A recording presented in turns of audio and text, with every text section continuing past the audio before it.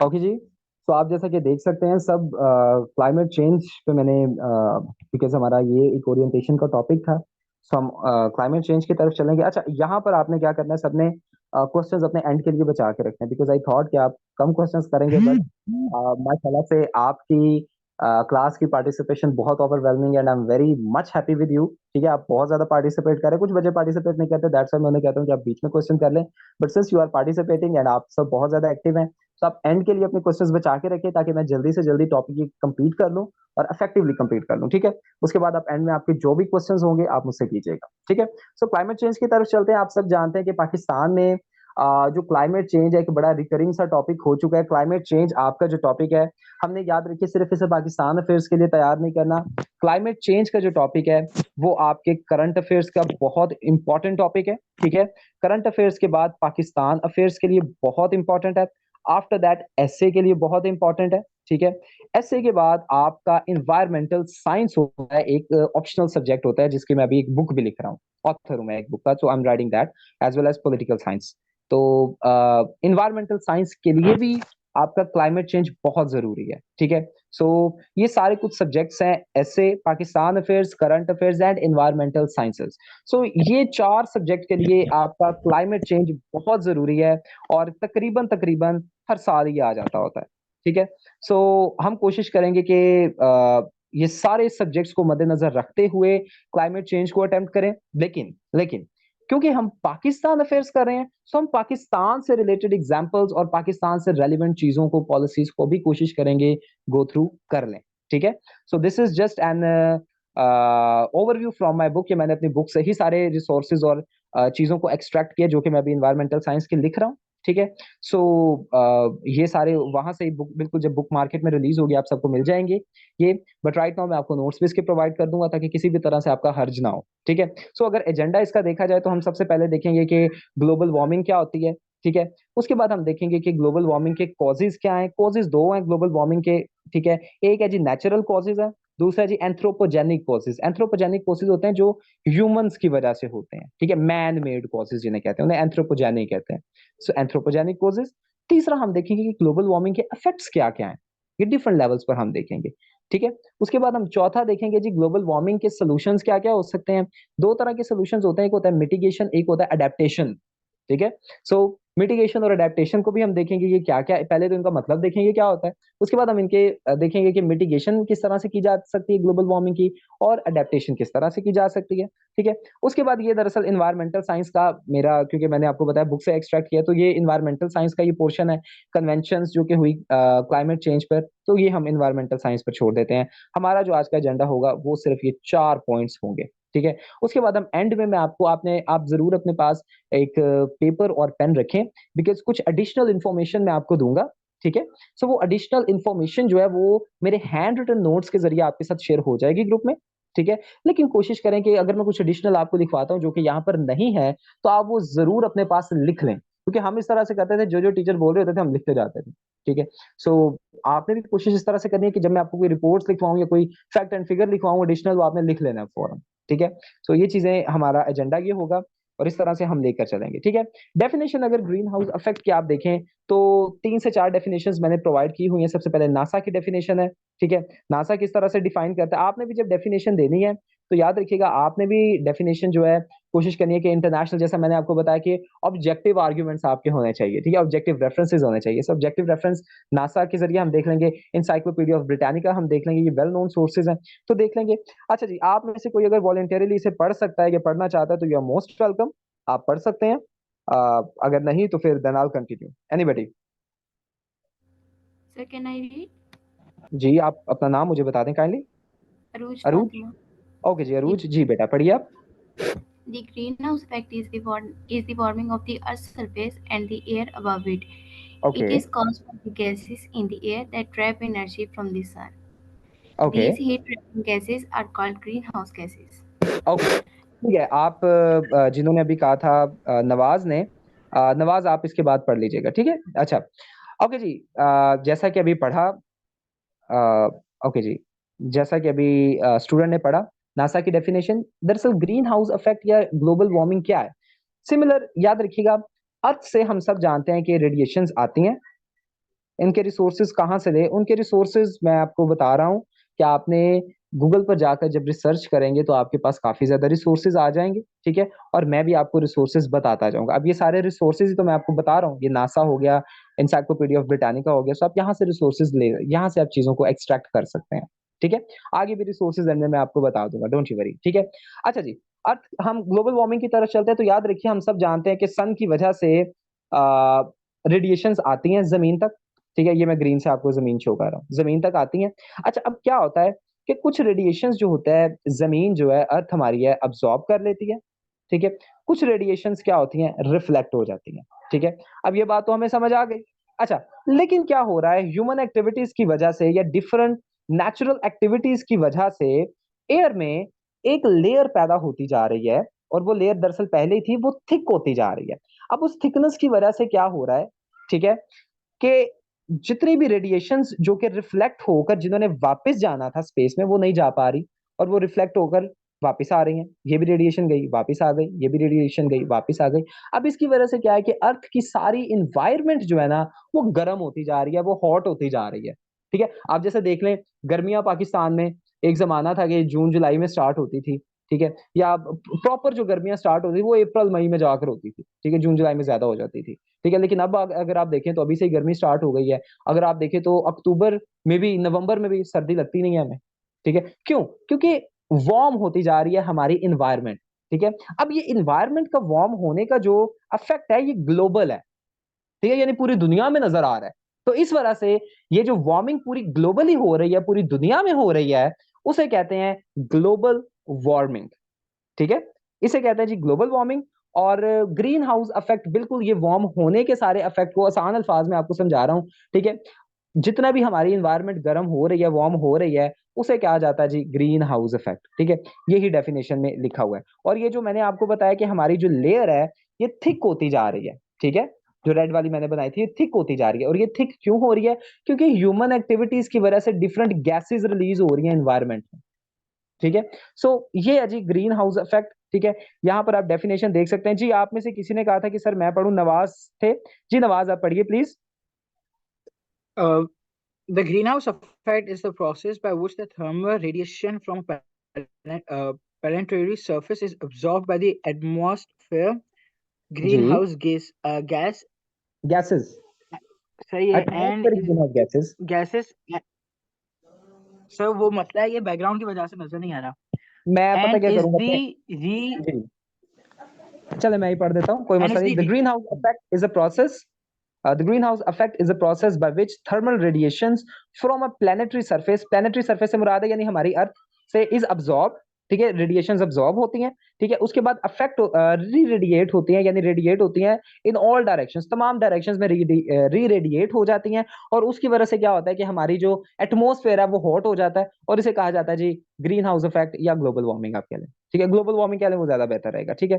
अच्छा जी, green house effect as such Pakistan में नहीं, पाकिस्तान अफेयर्स के पेपर्स में नहीं आता, ग्लोबल वार्मिंग आता है, ठीक है। सो ये हम देखेंगे। ओके जी, ये आप देख सकते हैं कुछ डेफिनेशंस, ये मैंने आपको डायग्राम भी कुछ बना दी हैं, पिक्चर्स वगैरह बना दी हैं, जो जिससे आपको समझ आ जाए। जैसा कि मैंने आपको बताया कि सन से रेडिएशंस आती हैं, लेकिन यहाँ पर आप देख सकते हैं ये ब्लू, लाइट ब्लू से एक लेयर है जिसकी वजह से जो रेडिएशंस हैं वो वापस एमिट हो रही हैं हमारे सरफेस पर, ठीक है। ये देखें, अब जब वापस आ रही हैं तो इसकी वजह से हमारे ये सरफेस जो है हॉट होती जा रही है, जिसे ग्लोबल वार्मिंग कहा जाता है। पूरी दुनिया में ये ऑब्जर्व हो रही है, ठीक है।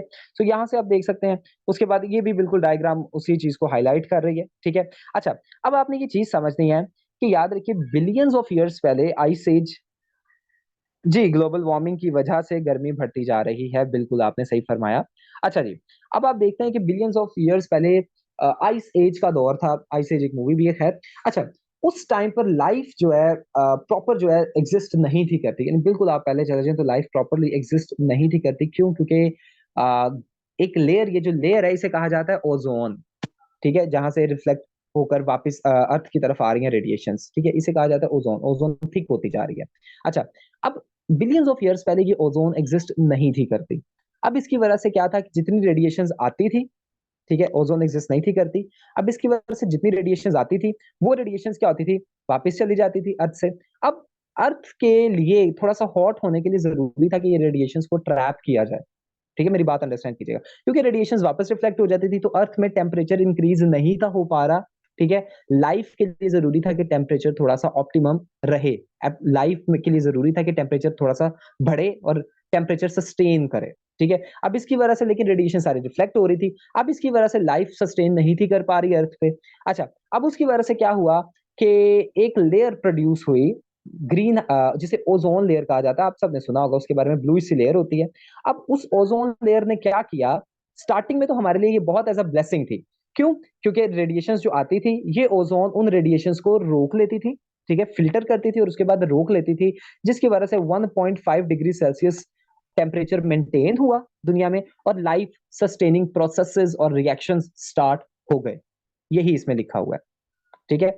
अच्छा, लेकिन 1.5 डिग्री सेल्सियस जिसकी वजह से लाइफ सस्टेनिंग रिएक्शन स्टार्ट हुए, अब आगे जाकर क्या हुआ कि ह्यूमन एक्टिविटीज के बायस पर्टिकुलरली इंडस्ट्रियल रेवोल्यूशन हुआ, और इंडस्ट्रियल रेवोल्यूशन के बाद क्या होता है कि गैसेस जो हैं बहुत स्पीड से एमिट होना शुरू हो जाती हैं, इंडस्ट्रीज से, गाड़ियों से, डिफरेंट प्रोसेसेस से।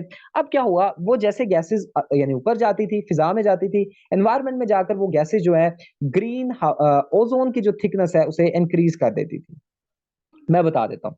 अच्छा, क्या होता था कि मैं इसके बाद बता देता हूँ सानी आपको, ये ओजोन है, लेकिन ये जितनी गैसेस ये येलो वाली रिलीज हो रही थी, ये इंडस्ट्रियल प्रोसेसेस या गाड़ियों की वजह से हो रही थी। अब क्या हुआ कि ये गैसेस ने जाकर ओजोन की कॉन्सेंट्रेशन बढ़ा दी।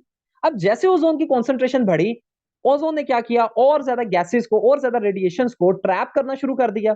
अब जैसे रेडिएशन ट्रैप होती थी, क्योंकि रेडिएशन बाहर जा नहीं थी पा रही, रेडिएशन तो अंदर ही थी अर्थ की सरफेस के, एनवायरमेंट के, सॉरी। अब वो रेडिएशंस क्या कर रही थी कि टेम्परेचर बढ़ाती चली गई।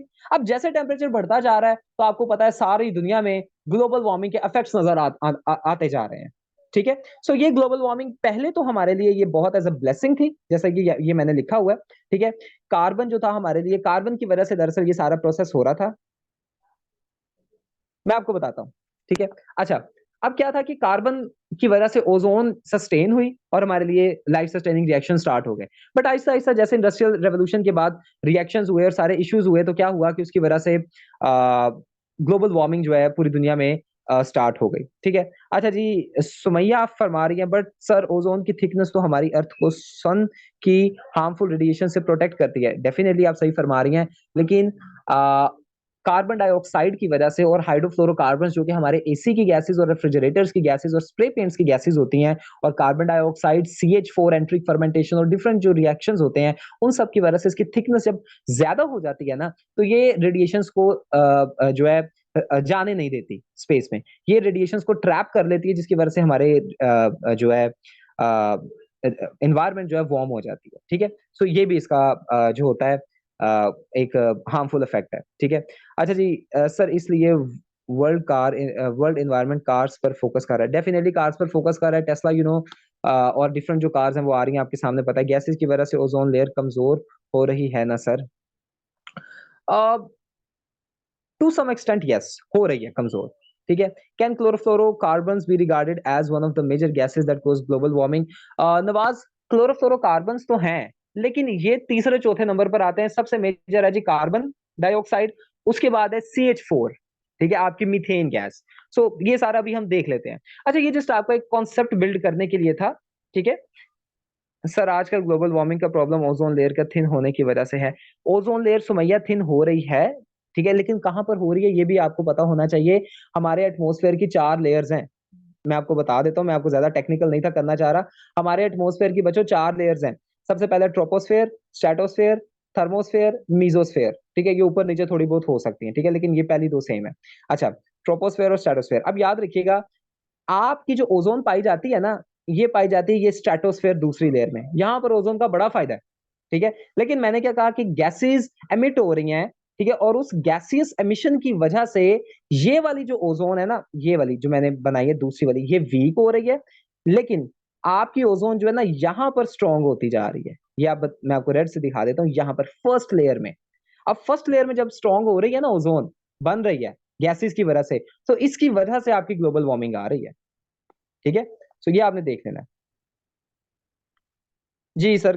उमर, कार्बन डाइऑक्साइड की परसेंटेज 0.03% है, वो मैंने लिखा हुआ है सर। आजकल ग्लोबल वार्मिंग का प्रॉब्लम ओजोन लेयर का थिन होने की वजह से है। ओके जी, सही है सुमैया। ठीक है, कोई मसला नहीं है सर, लेकिन ozone hole I don't know. Salma आप क्या फरमा रही हैं, मुझे आपकी राइटिंग समझ नहीं आ रही। सर 1.5 डिग्री वाला पॉइंट समझा दें। 1.5 डिग्री ये है कि ओजोन जब ट्रैप ओजोन बनी थी तो उस टाइम पर 1.5 डिग्री सेल्सियस जो है टेम्परेचर आपका मेंटेन हुआ था, जिसकी वजह से लाइफ सस्टेनिंग रिएक्शन स्टार्ट हुए थे। ये है जी। ओके जी, मलाइका कह रही है sir what are the effects of neighbour states and China's contribution. ये आगे जाकर मैं आपको बताता हूँ ना, अभी तो जिसमें स्टार्ट कर रहा हूँ और आप क्वेश्चंस बहुत ज्यादा कर रहे हैं, that's why I told you कि आप एंड में क्वेश्चंस करें। I take you questions in the end right now, ठीक है। अच्छा जी, अब वेदर और क्लाइमेट में फर्क है, आप देख लीजिएगा, ठीक है। आपको जैसे एक सिंपल सा बता देता हूँ क्या होता है। क्लाइमेट जो होता है एक लॉन्ग टर्म रिएक्शन होता है कि एक जगह का क्लाइमेट कैसा है, ठीक है। एक oxygen and Knesset oxygen is the cause of ozone hole, ठीक है जी। अच्छा जी, आपको बता देता हूँ वेदर और क्लाइमेट का फर्क थोड़ा सा बता देता हूँ। वेदर होता है जो डे टू डे टेम्परेचर आपका चेंज होता है, ठीक है। जैसे आज गर्मी है, कल हो सकता है हवाएं चलना शुरू हो जाएं, ठीक है। सो ये होता है आपका वेदर। लेकिन क्लाइमेट, अब देखिए आपको पता है जो अप्रैल मई जून जुलाई में गर्मी रहनी है, सो ये जो लॉन्ग टर्म आपका टेम्परेचर चेंजेस होते हैं इन्हें कहा जाता है क्लाइमेट, ठीक है। जो लॉन्ग टर्म आपके टेम्परेचर चेंजेस होते हैं, ठीक है। जैसे आपको पता है जून जुलाई में गर्मी रहनी है, सो ये आपका क्लाइमेट है पाकिस्तान का। लेकिन कभी कभी क्या होता है, जून जुलाई में भी जून जुलाई में भी जो है बारिशें हो जाती हैं और थोड़ा सा मौसम बेहतर हो जाता है। सो जो मौसम बेहतर होता है, शॉर्ट टर्म चेंजेस होते हैं, उन्हें कहा जाता है वेदर, ठीक है। सो आगे चलते हैं। व्हाट इज क्लाइमेट चेंज, मैं आपको बता चुका हूँ क्लाइमेट चेंज क्या होता है, ठीक है। फिर भी मैं आपको बता देता हूँ। देखिए, ग्लोबल वार्मिंग की वजह से क्या हो रहा है कि हमारे जो क्लाइमेट है उसकी एक जो यूनिफॉर्मिटी है वो डिस्टर्ब हो चुकी है, और क्लाइमेट जो है चेंज होता जा रहा है क्योंकि वार्मिंग हो रही है पूरी अर्थ पर। इसकी वजह से क्या हो रहा है कि आपकी गर्मियां जो है, हॉटर रीजन्स जो है वो और हॉटर होते जा रहे हैं और पूरी इन्वायरमेंट वार्म हो रही है। इस वजह से आपकी जो ग्लोबली क्लाइमेट है वो चेंज होता जा रहा है और आपकी गर्मियां बढ़ती जा रही हैं। इसे कहा जाता है जी क्लाइमेट चेंज, ठीक है। यूएनएफसीसी के आप देख सकते हैं, UNFCCC is a prominent agency about climate change. आप में से कोई भी अगर वॉलंटियरली इसे पढ़ना चाहता है तो यू आर मोस्ट वेलकम, आप पढ़ सकते हैं। एनीबडी? सर कहना है जी जरूर, आप पढ़ दीजिए। The UNFCCC defines climate change as a change of climate which is attributed directly or indirectly to human activity that alters the composition of the global atmosphere and which is in addition to natural climate variability observed over comparable time periods. अच्छा जी, यहाँ पर UNFCCC ने साफ बताया हुआ है, define अगर किया क्लाइमेट चेंज को तो किस तरह से किया है। यूएनएफसीसी फरमाता है कि a change of climate which is attributed directly और इनडायरेक्टली टू ह्यूमन एक्टिविटीज, कि ऐसा क्लाइमेट का चेंज होना जिसका मेजर कॉज हो ह्यूमन एक्टिविटीज डायरेक्टली या इनडायरेक्टली, और जिसकी वजह से हमारी जो एक यूनिफॉर्मिटी है वेदर की और क्लाइमेट की बनी हुई, यानी हमारे दिसंबर में क्या होती थी, सर्दियां होती थी, जून जुलाई में गर्मियां होती थी। सो ये जो यूनिफॉर्मिटी है डिस्टर्ब होती जा रही है, ठीक है। सो इस यूनिफॉर्मिटी के डिस्टर्ब होने की वजह से, यानी इस यूनिफॉर्मिटी के डिस्टर्ब होने का जो रीजन है ह्यूमन एक्टिविटीज है, इधर डायरेक्टली और इनडायरेक्टली, और इस यूनिफॉर्मिटी के डिस्टर्ब होना जो है उसे कहा जाता है क्लाइमेट चेंज, ठीक है। इसकी एक बड़ी आसान सी डेफिनेशन है, ठीक है। The long term change in temperature and weather patterns, यानी टेम्परेचर और वेदर पैटर्न्स का चेंज हो जाना, इसे कहा जाता है क्लाइमेट चेंज, ठीक है। सो यू नो कि climate change is a very recurring topic. Causes of global warming अगर आप देखें या क्लाइमेट चेंज देखें, दोनों सिमिलर हैं, ठीक है। अच्छा, कॉजेज की तरफ आप जाएं तो दो तरह की चेंज कॉजेज है, जैसा मैंने आपको पहले बताया। सबसे पहले है जी नेचुरल कॉजेज, कि नेचुरली क्या क्या ऐसे फैक्टर्स हैं जिसकी वजह से क्लाइमेट चेंज हो रहा है। उसके बाद एंथ्रोपोजेनिक कॉजेज, यानी ह्यूमंस की वजह से, ह्यूमंस की कौन कौन सी ऐसी एक्टिविटीज हैं जिनकी वजह से क्लाइमेट चेंज हो रहा है। हम ये दोनों को डिटेल में जाकर देखेंगे, ठीक है। अच्छा जी, सबसे पहले अगर आप देखें तो natural causes of global warming, natural causes की तरफ आप अगर चलें तो सबसे पहले जी चेंजेस इन अर्थ रिफ्लेक्टिविटी। ये थोड़ा सा टेक्निकल पॉइंट है, आपने समझना है प्लीज इसे। अच्छा जी, चेंजेस इन अर्थ रिफ्लेक्टिविटी ये है कि देखिए आइस है, यानी लेट्स जैसे ग्लेशियर्स हैं अर्थ पर, तो वो ग्लेशियर्स पर क्या होता है कि जैसे रेडिएशन सन की आती हैं, तो आपको पता है ग्लेशियर्स की सरफेस कैसी होती है, वो थोड़ी सी रिफ्लेक्टिव सी होती है। तो जितनी भी रेडिएशंस आती हैं, ये मैं आपको ग्रीन से येलो से शो करता हूँ, जितनी भी रेडिएशंस आती हैं तो वो ग्लेशियर्स की आइस की शाइनी सरफेस होने की वजह से रिफ्लेक्ट हो जाती हैं, ठीक है। That's it. लेकिन अभी क्या हो रहा है कि अभी जो जितने भी ग्लेशियर्स है वो मेल्ट होते जा रहे हैं, ठीक है। अब उन ग्लेशियर्स के मेल्टिंग की वजह से क्या है कि अर्थ की सरफेस जो है एक्सपोज हो रही है, ठीक है।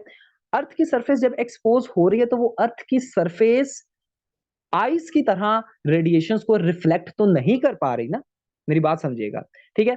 अब वो अर्थ की सरफेस क्या करती है कि वो रेडिएशंस को अब्सॉर्ब कर लेती है। अब जब उन रेडिएशंस को अब्सॉर्ब कर लेती है तो अल्टीमेटली क्या है कि जो टेम्परेचर है आपका, ग्लोबल टेम्परेचर वो राइज हो रहा है और क्लाइमेट चेंज देखने को मिल रहा है, ठीक है। आप ये यहाँ पर देख सकते हैं।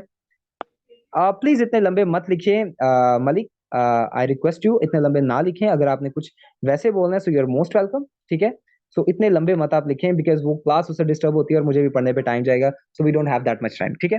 अच्छा जी, आईपीसीसी के आप देख सकते हैं, intergovernmental panel of climate change, IPCC भी यही कहता है कि पहले जो थी अर्थ की रिफ्लेक्टिविटी जो थी वो करीबन करीबन 60% थी, ठीक है। लेकिन क्योंकि ग्लेशियर्स मेल्ट हो रहे हैं तो अर्थ की रिफ्लेक्टिविटी अब 30% हो गई है, यानी अर्थ सिर्फ 30% रेज को रिफ्लेक्ट कर रहा है, ठीक है, और 70% को अब्सॉर्ब कर रहा है, जबकि पहले 60% को रिफ्लेक्ट कर रहा था और 40% को अब्सॉर्ब कर रहा था। अब जैसे ये अब्सॉर्बिविटी बढ़ गई है तो उसकी वजह से क्या है कि रेडिएशंस जो हैं ज्यादा अब्सॉर्ब हो रही हैं और क्लाइमेट चेंज ज्यादा देखने को मिल रहा है, ठीक है। आप यहाँ पर ये टेबल भी देख सकते हैं, ठीक है, सॉरी ग्राफ देख सकते हैं। इस ग्राफ में साफ साफ बताया हुआ है कि ये किस तरह से अब्सॉर्बिविटी जो जितने भी रिफ्लेक्शन है वो बढ़ती जा रही है, ठीक है, और जितनी भी अब्सॉर्बिविटी है वो कम होती जा रही है, ठीक है। आप ये देख सकते हैं, ठीक है। ये 2000 से लेके 2020 तक आप ईयर्स में का सारा इसमें चार्ट्स जो है वो बने हुए हैं, आप देख सकते हैं। आगे अगर आप देखें तो वॉल्केनिक इरप्शंस, जैसा मैं आपको बता चुका हूं कि वॉल्केनिक इरप्शंस, आज जैसे वॉल्केनोज इरप्ट होते हैं तो ऑब्वियसली वॉल्केनोज इरप्ट होने की वजह से बहुत ज्यादा टेम्परेचर रिलीज होता है, ठीक है। अब वो टेम्परेचर कहाँ जाता है, ऑब्वियसली वो इन्वायरमेंट में जाकर इन्वायरमेंट को हॉट कर रहा है और क्लाइमेट चेंज ऑब्जर्व हो रहा है। जी मैं भी ठीक है, ओके।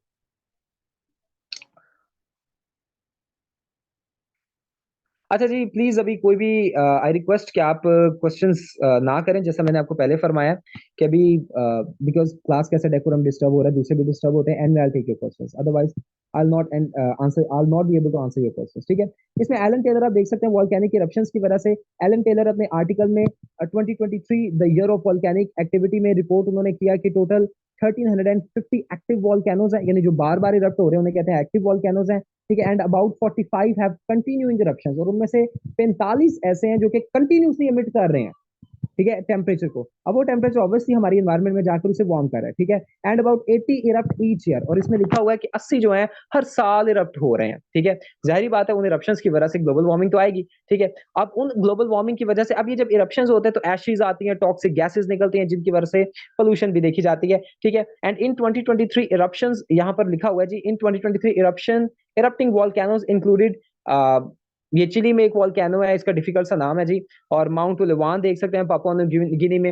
ये देख सकते हैं कि इसका मतलब है 2023 में काफी ज्यादा इरप्ट हुए हैं, और ये रिपोर्ट अब आपके सामने है, ठीक है। आगे देख सकते हैं जी, एंथ्रोपोजेनिक कॉजेज की तरफ हम चलते हैं। अब ये मेन है कि ह्यूमंस की वजह से ऐसे क्या कौन सी एक्टिविटीज हैं या ऐसी गैसेज है जो कि ह्यूमंस की तरफ से रिलीज हो रही हैं और जिनकी वजह से आ, जो ग्लोबल वार्मिंग ऑब्जर्व की जा रही है। सबसे पहले जी carbon dioxide, carbon dioxide is the major gas जिसकी वजह से ग्लोबल वार्मिंग ऑब्जर्व की जा रही है।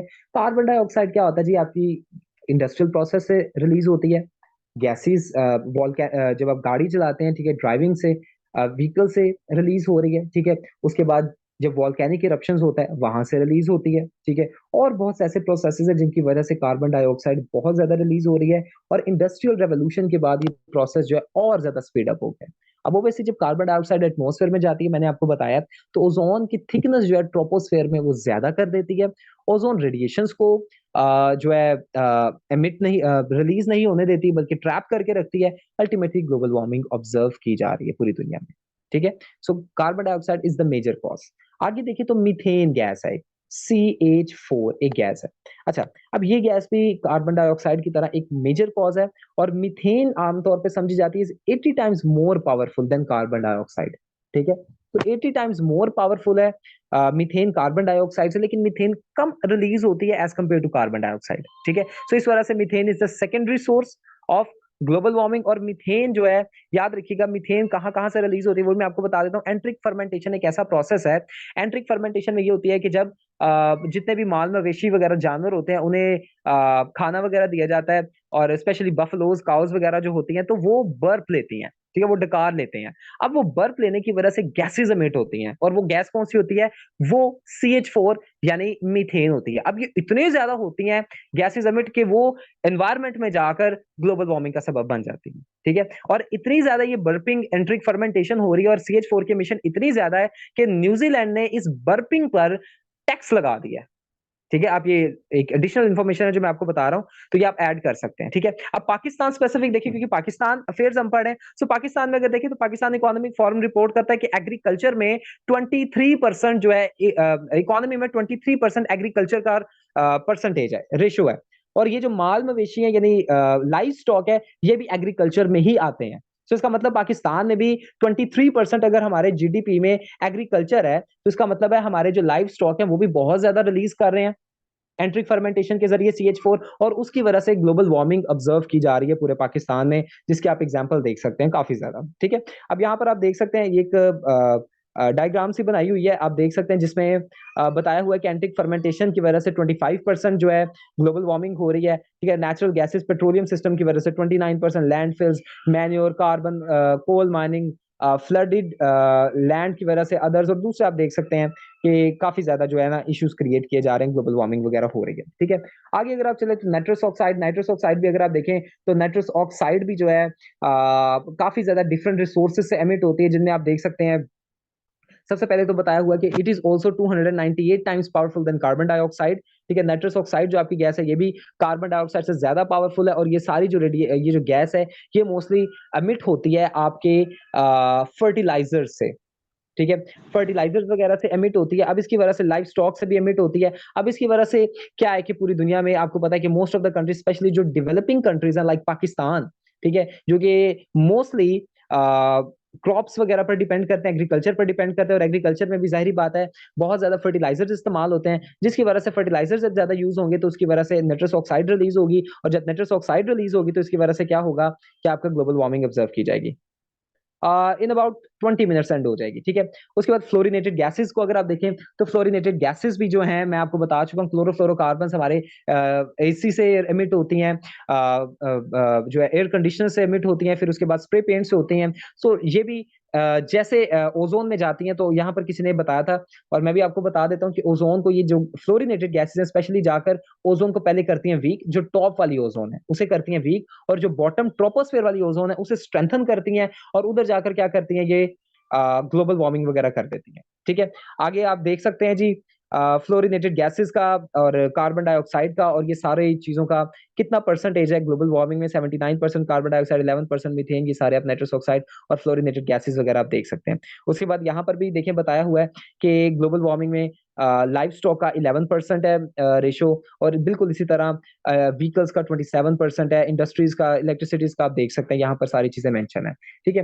एंथ्रोपोजेनिक कॉजेज और नेचुरल कॉजेज मैं आपको बता चुका हूँ, जस्ट एक चार्ट की तरह मैंने आपको ये बताना था, ठीक है। नेचुरल कॉजेज में आप देख सकते हैं मैंने ये आपको दो बताए, changes in earth reflectivity and volcanic eruptions, और एंथ्रोपोजेनिक कॉजेज में आप देख सकते हैं जी carbon dioxide, methane, nitrous oxide and fluorinated gases, ये आप देख सकते हैं। आगे अगर हम चलें तो एविडेंस ऑफ ग्लोबल वार्मिंग अगर आप देखें तो एविडेंस यानी क्यों ग्लोबल वार्मिंग हो रही है और कैसे विजिबल है, आप बता सकते हैं कि जी ग्लोबल सरफेस टेम्परेचर राइज होता जा रहा है, ठीक है। यहाँ पर रिपोर्ट मैंने आपको दे दी, आप पढ़ लीजिएगा, आपको समझ आ जाएगा। ग्लोबल सरफेस टेम्परेचर जो है 2016 हॉटेस्ट ईयर मार्क था, उसके बाद 2020 आपका हॉटेस्ट ईयर मार्क था, ठीक है। ग्लोबल सरफेस टेम्परेचर आपका इंक्रीज होता जा रहा है, ठीक है। पहले जो आपका ग्लोबल सरफेस टेम्परेचर था वो था जी 13.7 डिग्री सेल्सियस, इसे कहा जाता है प्री इंडस्ट्रियल टेम्परेचर, ठीक है। लेकिन आईपीसीसी रिपोर्ट करती है कि 2017 में आईपीसीसी ने रिपोर्ट किया कि टेम्परेचर जो है 1 degree Celsius pre industrial temperature से बढ़ गया है, यानी पहले 13.7 डिग्री सेल्सियस था प्री इंडस्ट्रियल, अब इससे 2017 में आईपीसीसी ने रिपोर्ट किया कि 1 डिग्री सेल्सियस बढ़ गया है। उसके बाद जनवरी 2022 में आईपीसीसी फिर रिपोर्ट करती है कि 1.19 डिग्री सेल्सियस और बढ़ गया है, ठीक है। सो अल्टीमेटली 14.89 डिग्री सेल्सियस आपका टोटल टेम्परेचर हो चुका है अर्थ का। अब इसकी वजह से क्या हो रहा है कि हेल्थ इश्यूज देखने को मिल रहे हैं, ग्लेशियर्स मेल्ट हो रहे हैं, फ्लड्स आ रहे हैं, लाइफ स्टॉक इंपैक्ट हो रही है, जो आपकी अब जिस तरह से आपकी रिक्रिएशनल एक्टिविटीज और आपकी जो टूरिस्ट अट्रैक्शन साइट्स थी वो अफेक्ट हो रही हैं, टूरिज्म कम हो रहा है पाकिस्तान में, जिसकी वजह से इकोनॉमिक इफेक्ट्स भी आपको देखने को मिल रहे हैं, ठीक है। सो यहाँ से आप ये चीजों को देख सकते हैं। उसके बाद है जी annual green house gas emission को आप देख सकते हैं। Annual green house gas emission जो है, यानी green house gas emission, green houses की गैसेस जो हैं, जो मैंने आपको बताई कार्बन डाइऑक्साइड, फ्लोरिनेटेड गैसेस, वो सारी अभी जो हमने डिस्कस की, उनकी जो एमिशन है वो भी इंक्रीज करती जा रही है साल ब साल। ठीक है, 1990 में 1990 में इसकी परसेंटेज 1 थी, लेकिन अभी जो इसकी परसेंटेज है करंटली वो है 1.47%। इसका मतलब है कि 1990 से लेकर अभी तक 47% हमारी जो एमिशंस है वो इंक्रीज हुई हैं। अब जब एमिशंस इंक्रीज हो रही हैं, इसका मतलब है कि ऑब्वियसली जब एमिशंस इंक्रीज होंगी, ग्लोबल वार्मिंग करने वाली गैसेस इंक्रीज हो रही हैं, तो इसका मतलब ग्लोबल वार्मिंग भी तो इंक्रीज होगी ना। ये आप देख सकते हैं। उसके बाद है जी rise in atmospheric carbon dioxide rise करती जा रही है, आप ये देख सकते हैं। एटमॉस्फेरिक कार्बन डाइऑक्साइड का लेवल आप देख सकते हैं कि ये ईयर्स बताए हुए हैं कि इस साल में कितना था और कैसे इंक्रीज करता जा रहा है। ठीक है, आगे ये समझा जाता है कि बिल्कुल इसी तरह का अगर ट्रेंड चला तो 2050 तक 600 जो पार्ट्स पर मिलियन है वो कार्बन डाइऑक्साइड के अमाउंट हो जाएगी, और अगर ऐसा हो गया तो 1.5 डिग्री सेल्सियस से भी ज्यादा टेम्परेचर तजावुज कर जाएगा, जिसकी वजह से बहुत ज्यादा नेगेटिव इंपैक्ट्स देखने को मिलेंगे। फिर आप देख सकते हैं जी, एक और एविडेंस है, हीट वेव्स इंक्रीज होती जा रही हैं। पहले कभी कभार कराची में या पाकिस्तान में देखने को मिलता था कि हीट वेव्स आ गई, लेकिन अब आप देखें तो 53 डिग्री सेल्सियस तक हर साल हीट वेव्स देखने को मिलती हैं पाकिस्तान में। तो इसका मतलब है अगर हीट वेव्स देखने को मिल रही है, इसका मतलब है टेम्परेचर ज्यादा है तो हीट वेव्स देखने को मिल रही हैं। सो ये एक एविडेंस है। उसके बाद देखिए जी, आर्कटिक सी आइस एक्सटेंट, आर्कटिक सी आपका जो है सारा जो वो मेल्ट होता जा रहा है। आप देखें पहले वहां पर बहुत ज्यादा आइस थी, स्नो थी, लेकिन अब आप देखें तो 1984 में ये लेवल था, 2022 में ये लेवल हो चुका है। इसका मतलब है कि सी आइस जो है मेल्ट होती जा रही है, और आइस जब मेल्ट होती जा रही है तो इसका मतलब है कि ग्लोबल वार्मिंग की वजह से ही तो आइस मेल्ट हो रही है। So it is also another evidence. फिर सी लेवल राइज करता जा रहा है। अब देखिए जब आइस मेल्ट होगी तो वो पानी बनेगी ऑब्वियसली। अब वो पानी बन के किधर जाएगी? ऑब्वियसली वो समंदर में जाएगी, वो दरियाओं में जाएगा। सो सी लेवल जो है वो राइज करता जा रहा है। अब ये सी लेवल का राइज होना बड़ी खतरनाक बात है, मैं आपको बताता हूं क्यों। क्योंकि ऐसे कुछ नेशंस हैं जो कि सी लेवल से नीचे हैं। अब जैसे सी लेवल राइज होगा तो वो नेशंस जो है वो फ्लडेड हो जाएंगे और वो नेशंस ही गायब हो जाएंगे, जिनमें 3 आपको नेशंस बता देता हूं, बेल्जियम, नेदरलैंड एंड लग्जमबर्ग। ये 3 ऐसे नेशंस हैं। ठीक है, इन्हें बेनेलक्स कंट्रीज अक्सर कहा जाता है। तो ये, उसके बाद अगर आप बांग्लादेश देखें तो बांग्लादेश हमारा पड़ोसी मुल्क है, यानी बिल्कुल साथ ही है। तो अगर आप बांग्लादेश को देखें तो बांग्लादेश भी 1/3 जो है ना वो सिर्फ 8 फुट ऊपर है सी लेवल से। अब जब सी लेवल राइज करेगा तो ये डर है कि 1/3 बांग्लादेश है वो भी डूब जाएगा, क्योंकि वो सिर्फ 1/3 परसेंटेज जो है उसकी वो सी लेवल से ऊपर है। सो ये भी कंसिडर किया जाता है। उसके बाद है जी, ड्रॉट्स इंक्रीज कर चुकी हैं, क्योंकि आपको पता है कहत साली इंक्रीज कर चुकी है। जी डेफिनेटली, बिल्कुल उमर। अच्छा जी, आगे अगर आप देखें तो कहत साली यानी ड्रॉट्स इंक्रीज कर रही हैं। क्यों? क्योंकि आपकी क्रॉप्स को ग्रो करने के लिए खास टेम्परेचर चाहिए होता है। आपके जितने भी प्लांट्स हैं ग्रो करने के लिए खास टेम्परेचर है, लेकिन क्योंकि टेम्परेचर अब तजावुज करता जा रहा है 1.15 डिग्री सेल्सियस से भी। ठीक है, अब जब टेम्परेचर तजावुज कर जाएगा, इंक्रीज कर जाएगा, तो उसकी वजह से क्या कि क्रॉप्स को वो आइडियल टेम्परेचर नहीं मिल पाएगा ग्रोथ के लिए। अब जब क्रॉप्स को आइडियल टेम्परेचर नहीं मिल रहा तो कहत साली यानी ड्रॉट्स वगैरह आएंगी, प्रॉपर प्रोडक्शन नहीं हो पाएगी एग्रीकल्चर की, जिसकी वजह से लोगों की भी डेथ होगी। आप देख सकते हैं। ठीक है, अब आप ये देखिए कि ये सारे आप देख सकते हैं कि ये ग्रीन से रिफ्लेक्ट किया गया कहाँ पर ड्रॉट्स विटनेस की जा रही हैं। आप पूरा एक वर्ल्ड मैप बनाकर देख सकते हैं। ठीक है, और आप इसे हाईलाइट ऐसे कर सकते हैं कहाँ कहाँ पर हो रहा है। ठीक है, अगर आप देखें तो 2023 में ऐसे कैटास्ट्रोफिक कुछ इवेंट्स ग्लोबल वार्मिंग की वजह से हुए हैं, वो आप देख सकते हैं कि सोमालिया और कीनिया में बहुत ज्यादा फ्लड्स आए। फ्लड्स क्यों आए? क्योंकि जो था सी लेवल राइज कर चुका था, ग्लेशियर्स मेल्ट हो चुके थे। उसके बाद है जी डेडली स्टॉर्म्स आए वेस्टर्न यूरोप में, वो भी सी लेवल ग्लोबल वार्मिंग की वजह से है। उसके बाद पावरफुल हरिकेन मैक्सिको को हिट जाकर किया उसने। ठीक है, उस हरिकेन का नाम उन्होंने ओटिस रखा था। सो ये भी हरिकेन्स भी ऑब्वियसली टेम्परेचर राइज की वजह से होते हैं। फिर ग्लेशियर्स मेल्ट हो रहे हैं और इंडिया में बहुत ज्यादा फ्लडिंग हो रही है। पाकिस्तान में बहुत ज्यादा, आपके सामने 2022 में 23 में भी फ्लडिंग हुई है। पाकिस्तान में 2023 में लास्ट ईयर में आप देख सकते हैं मानसून जो बारिशें थी वो कितनी खतरनाक हुई थी, घरों में पानी घुस गए थे। तो आप देख सकते हैं ये भी ऑब्वियसली ग्लोबल वार्मिंग की वजह से था। ठीक है, तो ये सारी आप केस स्टडीज आप ऐड कर सकते हैं ताकि आपका क्वेश्चंस और ज्यादा इफेक्टिव लगे। ठीक है,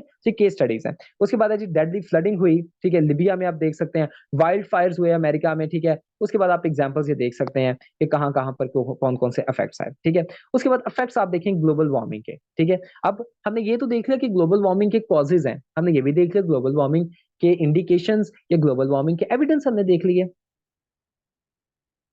यस, मैं आपके साथ शेयर कर दूंगा Malaika, don't you worry.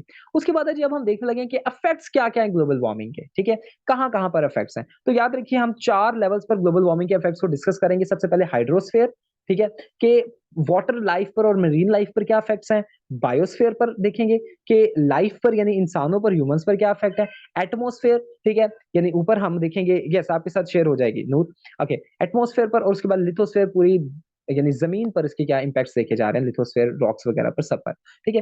Global warming के अगर हाइड्रोस्फेयर पर इंपैक्ट्स देखें तो हाइड्रोस्फेयर में मैं आपको पहले ही बता चुका हूं कि सी लेवल राइज करता जा रहा है, और सी लेवल जब राइज करेगा तो इसकी वजह से क्या होगा कि जितने भी सी लेवल से नीचे वाली कंट्रीज हैं वो सारी फ्लड्स में डिसअपियर हो जाएंगी, ठीक है। बांग्लादेश की भी एग्जांपल आप देख सकते हैं, मैंने ये हाईलाइट करके लिखी हुई है, और आपने अपने पेपर में भी बच्चों इस तरह से करना है कि आप जब अपने पेपर में जब आप एग्जांपल्स वगैरह कोई कोट करेंगे तो याद रखिए एग्जांपल्स या कोटेशंस कोट जब हम करते हैं तो एक ह्यूमन साइकी है कि हम चाहते हैं कि यार एग्जामिनर जो है ना इसे जरूर देखे।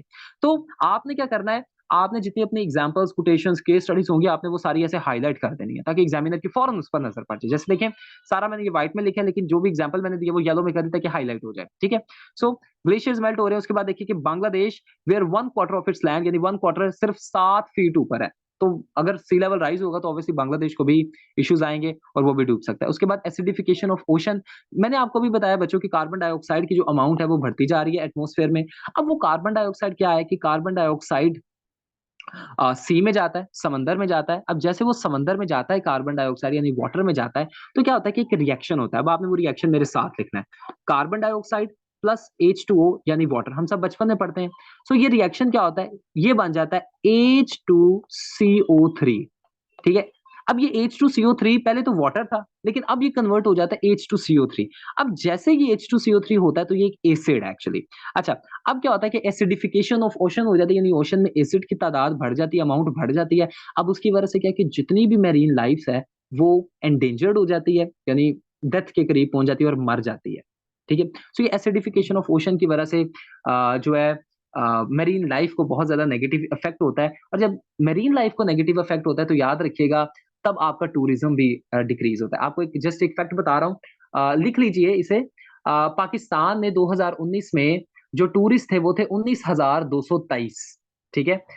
लिख लीजिए प्लीज ये नंबर, पाकिस्तान में, आई रिपीट, पाकिस्तान में जो टूरिस्ट थे वो थे 19,223 2019 में, जबकि थाईलैंड में 49 मिलियन थे, नहीं आई एम सॉरी, थाईलैंड में 19 मिलियन थे, और इंडिया में हमारा जो पड़ोसी मुल्क है उसमें 49 मिलियन थे। अब देखिए इंडिया और थाईलैंड में कहा मिलियंस में जा रहे हैं टूरिस्ट, लेकिन पाकिस्तान में सिर्फ 19,000, ठीक है। अब इसका इफेक्ट क्या है, अब इसका रीजन मैं बताता हूँ। रीजन ये है कि ये हमारी जो ब्यूटी है पाकिस्तान की, जिसे देखने टूरिस्ट आते हैं, वही इफेक्ट हो रही है ग्लोबल वार्मिंग की वजह से, ठीक है। जो K2 जिसकी चढ़ाई करने आते हैं या जो डिफरेंट ग्लेशियर्स को देखने आते हैं, आप कश्मीर में चले जाए, कश्मीर में सारे ग्लेशियर्स मेल्ट हो रहे हैं, ठीक है। क्यों हो रहा है, क्योंकि ग्लोबल वार्मिंग है तो लोग देखने कम आएंगे, ठीक है। एसिडिफिकेशन ऑफ ओशन हो रही है, आपकी ओशन की पोल्यूशन हो रही है। 2019 में, मेरे ख्याल से 2019 या 21 में से एक है, मैं आपके साथ ये जो रिसोर्स है ये शेयर कर दूंगा, ठीक है।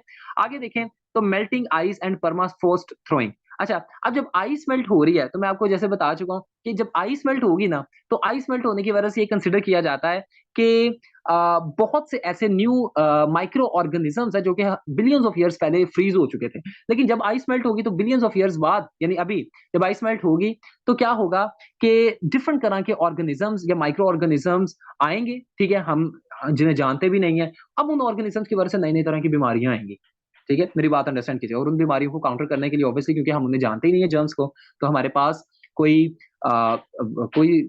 मेडिसिन या मेडिकेशंस वगैरह नहीं होंगे। तो ये आप देख सकते हैं।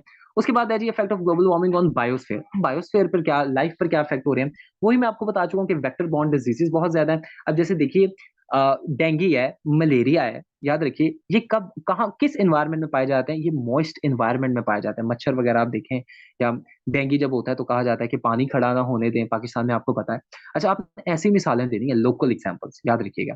अच्छा, अब क्या है कि देखिए जब फ्लड आया पाकिस्तान में 2022 में, तो बहुत ज्यादा कि मॉइस्ट एनवायरनमेंट हो गई, पानी बहुत ज्यादा हो गया। अब उस पानी के ऊपर मच्छर भी बहुत ज्यादा आ गए, मॉस्किटोज आ गए। अब इसकी वजह से क्या हुआ कि डेंगू बढ़ गया, ठीक है, मलेरिया बढ़ गया। अब इसकी वजह से इसका मतलब ये है कि ग्लोबल वार्मिंग की, और कुछ ऐसे इंसेक्ट होते हैं जो कि जब टेम्परेचर ज्यादा होता है तो वो बहुत अच्छा फंक्शन करते हैं, रिप्रोडक्शन अच्छी होती है, पोलन ग्रेन्स यानी पोलिनेशन बहुत अच्छी होती है, और वो पोलिनेशन की वजह से, याद रखिए सबसे पहले बताने लगूं, जब पोलिनेशन अच्छी होगी तो वो पोलन ग्रेन्स की वजह से एस्थमा पेशेंट्स को इश्यूज आएंगे। टेम्परेचर बढ़ा, पोलिनेशन अच्छी हुई, ह्यूमंस में एस्थमा पेशेंट्स को मसला आ गया। दूसरा क्या हुआ, पानी आकर खड़ा हुआ, पानी आकर खड़ा होने की वजह से मलेरिया, डेंगू ये सब बढ़ गया। तो इसका मतलब है कि इश्यूज आएंगे। Sir during CSS preparation breakup करना है, वाह जी वाह। ये मैं आपके क्वेश्चंस को आंसर नहीं करूंगा because it is not up to the mark and ये क्लास के डेकोरम के मुताबिक नहीं है। डाल स्ट्रांगली डिसएग्री, और मैं आपको स्ट्रांगली ये चीज कहूंगा कि नेक्स्ट टाइम इस तरह से आपने प्लीज ये चीजों को रिपीट नहीं करना, ठीक है। ओके जी। लॉस ऑफ बायोडाइवर्सिटी अगर आप देखें तो ऑब्वियसली ऐसे ऑर्गेनिजम्स हैं, ऐसी आपकी एनिमल्स हैं, ऐसे डिफरेंट माइक्रो ऑर्गेनिज्म हैं जो कि एक सर्टेन टेम्परेचर के अंदर फंक्शन करते हैं। लेकिन जब टेम्परेचर फ्लक्चुएशंस आएंगी तो उसकी वजह से आपकी लाइफ पर इफेक्ट होगा, ठीक है, बायोडाइवर्सिटी पर इफेक्ट होगा। बायोडाइवर्सिटी से मुराद है यानी वैरायटी ऑफ लाइफ, ठीक है। सो वैरायटी ऑफ लाइफ पर जब इफेक्ट होगा तो याद रखिए छोटे से छोटा ऑर्गेनिज्म भी आपके इन्वायरमेंट में और ह्यूमन लाइफ को सस्टेन करने के लिए बहुत इंपॉर्टेंट रिएक्शंस करता है। So, जब टेम्परेचर बढ़ेगा बायोडाइवर्सिटी कम होगी, ठीक है, ऑर्गेनिजम्स की डेथ होगी, और जब ऑर्गेनिजम्स की डेथ होगी तो उसकी वजह से लाइफ फंक्शन जो है वो खराब होगा।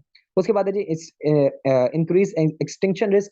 ऐसी स्पीशीज जो हैं वो एक्सटिंक्ट भी हो सकती हैं, सफाई हस्ती से मिट सकती हैं, ठीक है, ये सारे इश्यूज हो सकते हैं, ठीक है। उसके बाद है जी 2.4 में अगर आप देखें तो वाइल्ड फायर्स जो है और लॉन्ग लास्टिंग ड्रॉट्स ये एक्सपीरियंस की जा सकती हैं, ठीक है। अब देखिए ना, जैसे टेम्परेचर बढ़ेगा तो वाइल्ड फायर्स इनिशिएट हो सकती हैं, ठीक है। अब जो वाइल्ड फायर्स इनिशिएट होंगी तो ऑब्वियसली वो पूरे फॉरेस्ट को जो है डिस्ट्रॉय करेंगी, बायोडाइवर्सिटी को अफेक्ट करेंगी, ठीक है। उसके बाद आपकी जब वाइल्ड फायर्स होंगी, बहुत ज्यादा आ जाएंगे टेम्परेचर की वजह से, तो कार्बन डाइऑक्साइड इमिट होगा, आग से कार्बन डाइऑक्साइड इमिट होता है, तो सफोकेशन वगैरह भी हो सकती है ह्यूमंस में।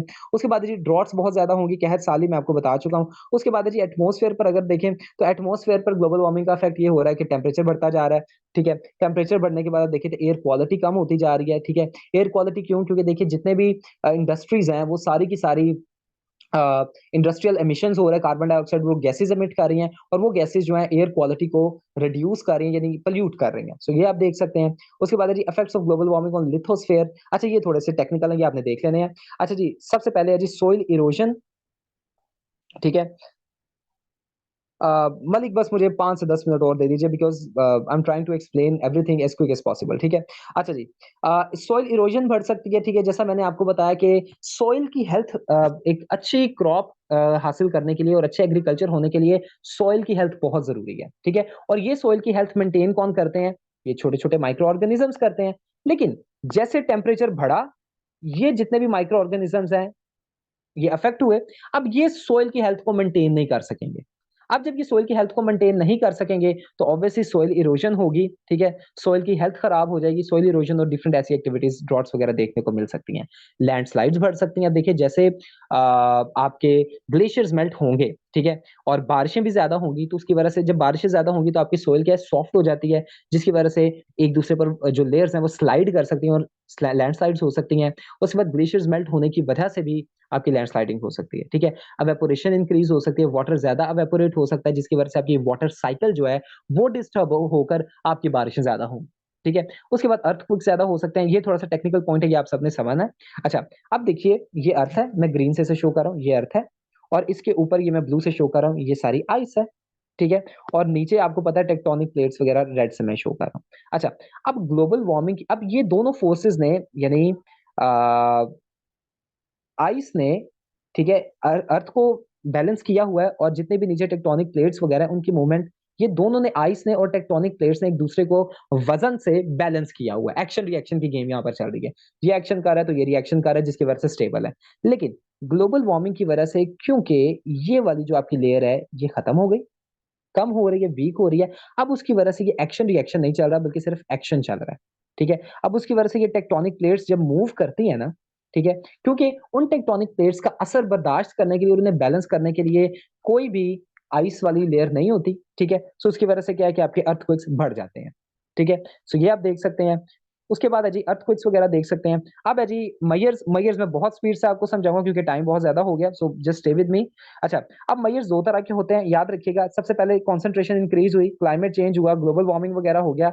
अब ग्लोबल वार्मिंग के बाद होता है रिस्पॉन्स इंसान का। अब रिस्पॉन्स दो तरह के होते हैं, एक होता है मिटिगेटिव स्टेप्स, एक होता है जी अडेप्टेटिव मयर्स। अच्छा, मिटिगेटिव स्टेप्स में क्या होता है कि मिटिगेटिव स्टेप्स में आप क्या करते हैं कि ग्लोबल वार्मिंग को या कोई भी इशू को उसे जड़ से देखते हैं क्या, और उसे जड़ से खत्म करने की कोशिश करते हैं, ठीक है, कि इशू ही खत्म हो जाए। लेकिन अडेप्टेटिव मेजर्स में क्या देखा जाता है कि चलें अब हो गया, अब इसी के साथ रहना सीखें, यानी अडेप्ट करें इस सिचुएशन को, और ऐसे मेजर्स लें कि कल को ये सारी सिचुएशंस और ज्यादा वर्स ना हो सके, खराब ना हो सके, इन्हें कहा जाता है अडेप्टेटिव मेजर्स, ठीक है। सो दो तरह के मेजर्स होते हैं, एक होता है मिटिगेटिव मेजर्स, एक होते हैं अडेप्टेटिव मेजर्स। सो इन दोनों को हम डिस्कस करते हैं। मिटिगेटिव मेजर्स में सबसे पहले अगर आप देखें तो transition to renewable energy sources. मैंने आपको जैसा कि बताया कि non renewable sources of energy इस्तेमाल हो रहे हैं, और उन non renewable sources of energy की वजह से कार्बन डाइऑक्साइड, फ्लोरिनेटेड गैसेज, ये सारी गैसेज निकलकर ग्लोबल वार्मिंग कर रही हैं। अब इसका बेस्ट ऑप्शन ये है कि क्यों ना non renewable source of energy को थोड़ा सा साइड पर किया जाए और रिन्यूएबल एनर्जी की तरफ शिफ्ट किया जाए। ठीक है, अब रिन्यूएबल सोर्स ऑफ एनर्जी की तरफ जब हम शिफ्ट, देखिए हमारी जितनी भी इंडस्ट्री है, हमारी गाड़ियां पेट्रोल पर चल रही हैं, non renewable source of diesels पर चल रही हैं, वो non renewable source of energy है। ठीक है, अब क्यों ना अपनी इंडस्ट्रीज को और गाड़ियों पर रिन्यूएबल सोर्स ऑफ एनर्जी को रिन्यूएबल सोर्स ऑफ एनर्जी से चलाया जाए। ठीक है, अब जब रिन्यूएबल सोर्सेज ऑफ एनर्जी हम यूज करेंगे तो उसकी वजह से एमिशंस नहीं होंगी। ठीक है, एमिशंस ही नहीं हो रही गैसेस की। अब जब क्योंकि एमिशंस ही नहीं हो रही तो ग्लोबल वार्मिंग ही नहीं होगी। ठीक है, सो ग्लोबल वार्मिंग को इस तरह से रिड्यूस किया जा सकता है, ये मिटिगेटिव मेजर्स है। उसके बाद है जी सस्टेनेबल एग्रीकल्चर। अच्छा, मैंने आपको जैसा कि आपको बताया कि एग्रीकल्चर की प्रैक्टिसेस जो है हमारी बहुत ज्यादा ऑर्थोडॉक्स हैं। ठीक है, और एग्रीकल्चर में हम जो फर्टिलाइजर्स यूज करते हैं, उसके बाद हमारा जो इरिगेशन का निजाम है वो बड़ा पुराना है। अब इसकी वजह से क्या है कि इरिगेशन का निजाम क्योंकि हमारा पुराना है, वेपर्स आसमान में जाते हैं और वो भी जाकर ग्लोबल वार्मिंग करते हैं। ठीक है, हमारी फर्टिलाइजर से N2O निकलता है। ठीक है, अब वो N2O जैसे निट्रस ऑक्साइड है, वो निकलकर ग्लोबल वार्मिंग करता है। तो क्यों ना हमारी एग्रीकल्चर कोई सस्टेनेबल एग्रीकल्चर पर शिफ्ट कर दिया जाए और ऐसी एग्रीकल्चर प्रैक्टिसेस प्रमोट की जाएं जिसकी वजह से जो है ग्लोबल वार्मिंग को काउंटर किया जा सके। Excuse me. उसके बाद है जी कार्बन प्राइसिंग की जा सकती है। ठीक है, कार्बन प्राइसिंग मैकेनिज्म किया जा सकता है, ऐसा किया जा सकता है कि जो एक्सेसिव कार्बन यूज कर रहे हैं उन पर टैक्स लगाया जाए। ठीक है, ये चीज की जा सकती है ताकि कार्बन की यूज कम हो और ग्लोबल वार्मिंग को काउंटर किया जा सके।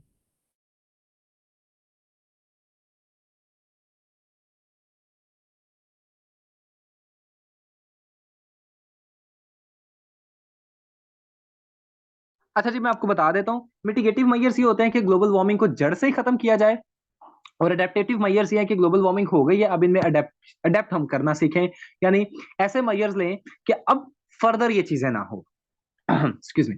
उसके बाद सस्टेनेबल अर्बनाइजेशन की जाए। आपको पता है कि अर्बनाइजेशन बहुत ज्यादा हो रही है। अर्बनाइजेशन का मतलब है कि सिटीज का डेवलप होना। ठीक है, जंगलों को खत्म करके, आपको पता है कि कभी कभी जब आप हाईवे पर सफर करते हैं तो पहले फसलें होती थी, एग्रीकल्चर लैंड्स होते थे, लेकिन अब उन्हें खत्म करके सिटीज डेवलप की जा रही हैं।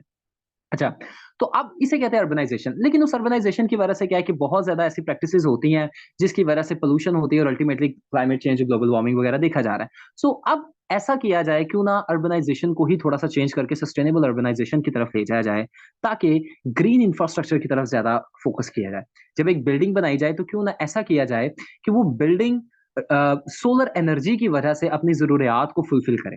ठीक है, जब एक इंडस्ट्री प्लांट की जाए तो क्यों ना वो इंडस्ट्री अपनी खुद जरूरियात को फुलफिल करे सोलर एनर्जी की वजह से। इसे कहते हैं सस्टेनेबल अर्बनाइजेशन, और इसकी वजह से एमिशन कम होगी और अल्टीमेटली जो है गैसेस जो है एमिट कम होंगी और ग्लोबल वार्मिंग को काउंटर किया जा सकता है। अडेप्टेटिव मेजर्स को देखें तो रेजिलिएंट इंफ्रास्ट्रक्चर, यानी अब हो गया है तो अब ऐसा किया जाए, ऐसी स्ट्रक्चर्स बनाए जाएं कि अब फर्दर अगर कोई डिजास्टर आता है तो उस डिजास्टर को हमारा जो इंफ्रास्ट्रक्चर है बर्दाश्त कर सके। ठीक है, सो रेजिलिएंट इंफ्रास्ट्रक्चर बनाया जा सकता है। ठीक है, इसमें जापान में बहुत ज्यादा जो है फ्लड्स वगैरह आते हैं, अर्थक्वेक्स होते हैं, तो उन्होंने ऐसी अपनी बिल्डिंग्स बनाई हुई हैं। जापान का आप यहाँ पर केस स्टडी ऐड कर सकते हैं। जापान की में उन्होंने ऐसी बिल्डिंग्स बनाई हुई हैं कि अगर अर्थक्वेक आ भी जाए तो वो गिरती नहीं है। वो टर्की की तरह नहीं है। माजरत के साथ, टर्की में आपको पता है लास्ट ईयर कैसे हुआ था अर्थक्वेक की वजह से। सो वाटर मैनेजमेंट प्रॉपर की जाए। ठीक है, वाटर मैनेजमेंट में अब क्या होता है कि क्योंकि हम ज्यादा पानी इस्तेमाल करें, वो पानी क्या एवेपोरेट होता है और वो एवेपोरेट होकर लेयर बना देता है एटमॉस्फेयर में, जिसकी वजह से गैसेस जो हैं, जो लेयर्स हैं, जो रेज हैं सन की, वो एमिट नहीं हो पाती और ग्लोबल वार्मिंग हो जाती है। अब क्यों ना वाटर की मैनेजमेंट सही कर दी जाए और वाटर को प्रॉपर्ली मैनेज किया जाए। ठीक है, वाटर को इफेक्टिवली मैनेज किया जाए, क्रॉप्स को प्रॉपर तरह से दिया जाए, ज्यादा नहीं दिया जाए, प्रॉपर तरह से दिया जाए, इरिगेशन को चेंज कर दिया जाए। ठीक है, ताकि वाटर मैनेजमेंट सही हो सके। उसके बाद है जी एजुकेशन दी जाए लोगों को। अब देखिए जैसे हम निकलते हैं, गाड़ियों पर निकलते हैं, तो क्या करते हैं कि हम पोल्यूशन बहुत ज्यादा एमिट करते हैं। हम मेट्रो जैसे है या पब्लिक ट्रांसपोर्ट्स को यूज नहीं करते, हर कोई प्राइवेट व्हीकल्स यूज करते हैं। सो क्यों ना पब्लिक अवेयरनेस लाई जाए। ठीक है, पब्लिक अवेयरनेस लाई जाए नेशन वाइड, इंटरनेशनल लेवल पर, ताकि एक शिफ्ट किया जा सके टुवर्ड्स पब्लिक ट्रांसपोर्ट, या 10 बिलियन सुनामी ट्री जो भी एक कैंपेन लॉन्च हुई थी उसे किया जा सके। ठीक है, सो एक देख सकते हैं। फिर अर्ली वार्निंग सिस्टम होना चाहिए। इससे पहले कि कोई भी डिजास्टर आए, नेचुरल डिजास्टर्स, एनवायरनमेंट की वजह से जो डिजास्टर्स होते हैं उन्हें कहा जाता है natural disasters. So natural disasters इससे पहले आए, क्यों ना अर्ली वार्निंग सिस्टम्स हों, ताकि वार्न कर दिया जाए सबको, ताकि हर कोई अपनी प्रोटेक्शन के इंतजाम कर सके, ठीक है। उसके बाद है जी ग्लेशियर लेक्स के लिए डैम्स बनाए जाएं। अब जो लेक्स मेल्ट हो रही हैं, यानी जो ग्लेशियर्स मेल्ट होते हैं और पानी बन जाते हैं, यानी लेक्स हैं, अब पाकिस्तान में ऐसा निजाम ही नहीं है कि उस पानी को स्टोर कर लिया जाए या उस पानी को डैम्स में स्टोर कर लिया जाए, ठीक है। उसके बाद जो बारिशें होती हैं, उन बारिशों को भी स्टोर करने का कोई निजाम नहीं है पानी को, ठीक है। सो वो क्या होता है कि अल्टीमेटली सारा कुछ वेस्ट हो जाता है और ग्लोबल वार्मिंग हो जाती है वो पानी की वजह से भी। सो क्यों ना जो ग्लेशियर लेक्स मेल्ट हो रही हैं, अब उनके लिए डैम्स बना दिए जाएं। अब डैम्स का बड़ा फायदा होगा, एक तो जितने भी डिजास्टर्स वगैरह फ्लडिंग की वजह से वो नहीं आएंगे, उसके बाद इलेक्ट्रिसिटी प्रोड्यूस हो सकती है, ठीक है। उसके बाद रेन वाटर हार्वेस्टिंग, यहाँ पर नहीं लिखा हुआ, रेन वाटर हार्वेस्टिंग हो सकती है, ठीक है। रेन वाटर हार्वेस्टिंग से मुराद है जो बारिशों का पानी होता है, क्यों ना उसे क्रॉप्स को दिया जाए और रेन वाटर हार्वेस्टिंग की जाए, ये भी बेटर हो सकता है, ठीक है। अब अगर 1.5 डिग्री सेल्सियस से ज्यादा टेम्परेचर बढ़ जाता है, तो क्या इंपैक्ट होगा वो इसमें ये लिखे हैं, बहुत सिंपल है, आप इसे पढ़ेंगे आपको समझ आ जाएगी। ग्लोबल वार्मिंग इन पाकिस्तान को अगर आप देखें तो यहाँ पर आप एग्जांपल्स ऐड कर सकते हैं। ग्लोबल वार्मिंग इन पाकिस्तान, आपको पता है 2022 में बहुत ज्यादा फ्लड्स आए, एंड 2022 के फ्लड्स के बारे में कुछ आपको स्टैट्स लिखवाने लगा हूं, वो लिख लीजिए प्लीज। 2022 के फ्लड्स में जैसा कि यहाँ पर लिखा हुआ है कि करीबन करीबन 13,000 लोग इंजर हुए, 8 मिलियन लोग जो है वो अफेक्ट हुए, और साथ ही साथ 1700 पीपल जो है वो उनकी डेथ हो गई अनफॉर्चुनेटली। इसके अलावा अब ये फ्लड्स का इम्पैक्ट आपको बताने लगा इकोनॉमिक सेक्टर पर। ये फ्लड ने सबसे पहले तो 2022 के फ्लड ने क्या किया, 1.5 मिलियन एकड़ ऑफ लैंड, यानी सिंध में सिर्फ 15 लाख एकड़ ऑफ लैंड को अफेक्ट किया। सिंध की बात अभी सिर्फ बता रहा हूं, 1.5 मिलियन एकड़ ऑफ लैंड, ये लिखते जाइए प्लीज।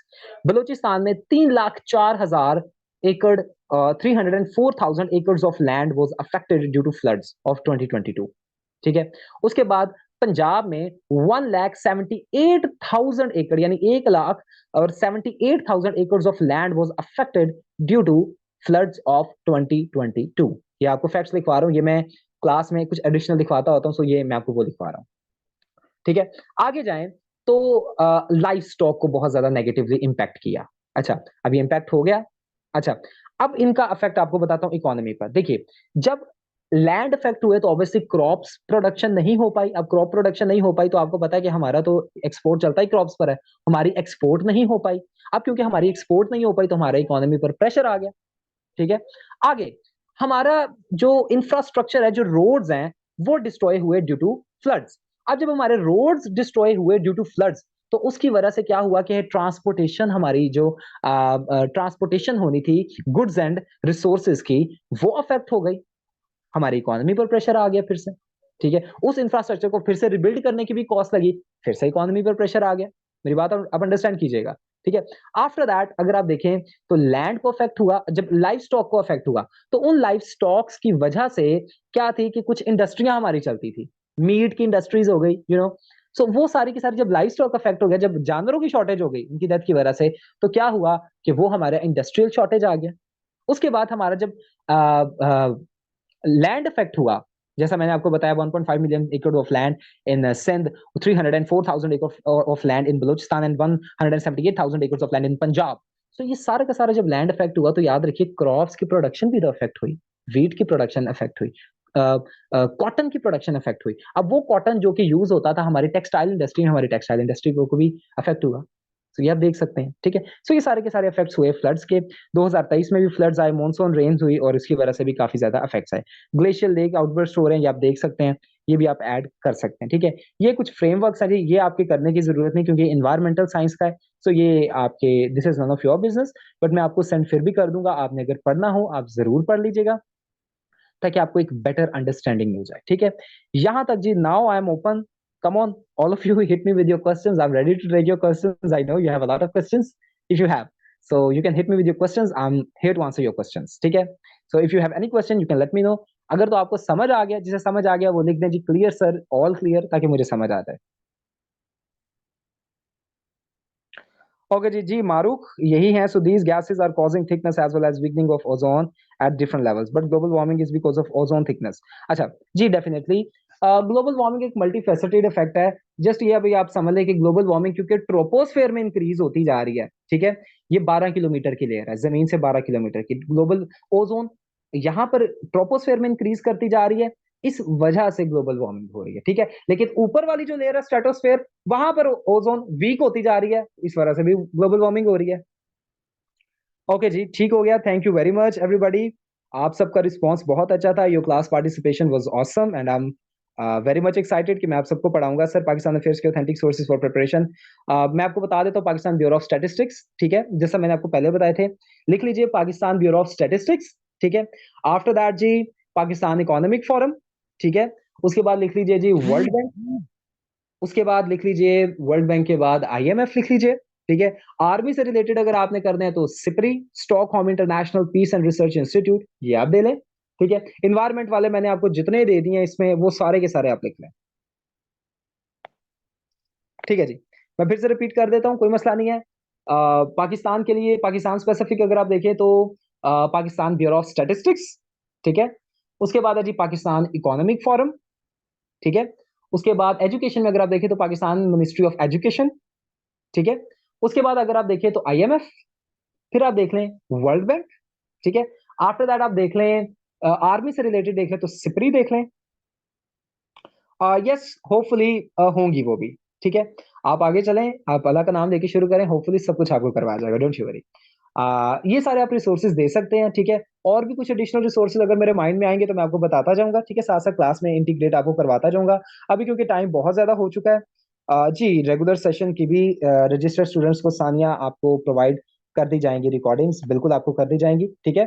सो सब आपको प्रोवाइड कर दिया जाएगा। जब आप सेशन लेंगे तो इंशाल्लाह इंशाल्लाह मैं बड़ा बोल नहीं बोल रहा, बट आपको जैसा मैंने आपको बताया एक जॉट और टिटल से मुराद है एक कॉमा और एक फुल स्टॉप, वो भी आपको प्रोवाइड किया जाएगा, डोंट यू वरी। यानी आपको और कहीं जाना ही नहीं पड़ेगा, because I was also an aspirant and मैंने भी बहुत ज्यादा धक्के खाए, सो आई डोंट वांट कि आप सबको इधर उधर जाना पड़े, ठीक है। सो आपको सारी चीजें मेरे हैंड रिटन नोट्स में प्रोवाइड किए जाएंगे, मेरे प्रिंटेड नोट्स भी आपको प्रोवाइड कर दिए जाएंगे, जैसे कि PDF में, ठीक है, ताकि आपको कहीं से कंफ्यूजन ना मिले। आपको रिसोर्सेज भी प्रोवाइड किए जाएंगे, आपको पास पेपर्स अटेम्प्टेड प्रोवाइड किए जाएंगे, आपको क्वेश्चंस अटेम्प्टेड प्रोवाइड किए जाएंगे, आपको रिसोर्सेज प्रोवाइड किए जाएंगे, आपको गाइडेंस प्रोवाइड की जाएगी, आपके मॉक्स होंगे, आपकी डिबेट्स होंगी, आपकी प्रेजेंटेशंस होंगी, हर चीज होगी, ठीक है। सो ये सारी के सारा हमारा लेक्चर का ओवरव्यू था। इस तरह से हम तमाम चीजों को लेकर चलेंगे। If you don't have any questions then मेरे ख्याल से वाकई शायद किसी का कोई सवाल नहीं है, then I will end the class.